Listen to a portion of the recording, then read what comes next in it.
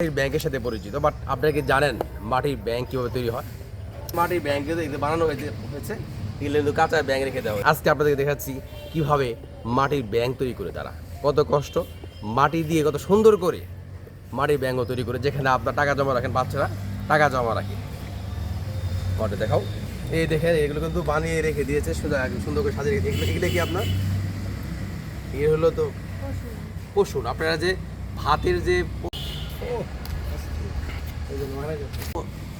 ভাত রান্নার জন্য পশুন ব্যবহার করেন, এটাই কিন্তু সেই পশুনটা। এখানে কিন্তু কাঁচা মাটি দিয়ে সুন্দর করে সাজিয়ে রাখা হয়েছে। সেগুলো হয়তো বা মানে রোদে শুকানো হবে, তারপরে কিন্তু সেই পশুন আপনারা যে ব্যবহার করে থাকেন সেই পশুনটা আপনারা পেয়ে যাবেন।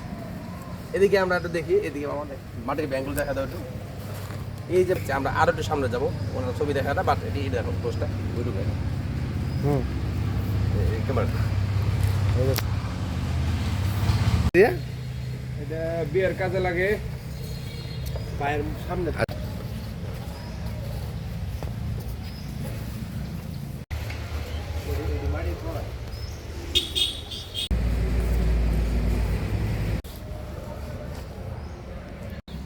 ওই যে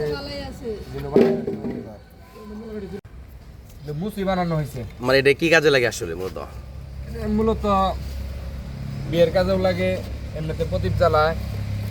প্রদীপ জ্বালা মানে আপনাদের সনাতন ধর্মীরা ওই কাজে মন্দিরে প্রদীপ জ্বালা। হ্যাঁ, আচ্ছা। মানে আপনার এলাকার নাম কি এটার?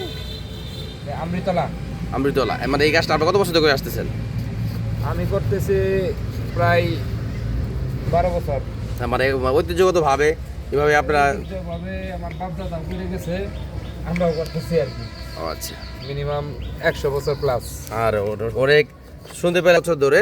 এতক্ষণ যে মাটির ব্যাংকগুলো আপনারা দেখলেন, সেই ব্যাংকগুলো পুরানোর পর কি রূপ লাভ করেছে, কত সুন্দর, একদম চকচকে ঝকচকে ব্যাংক।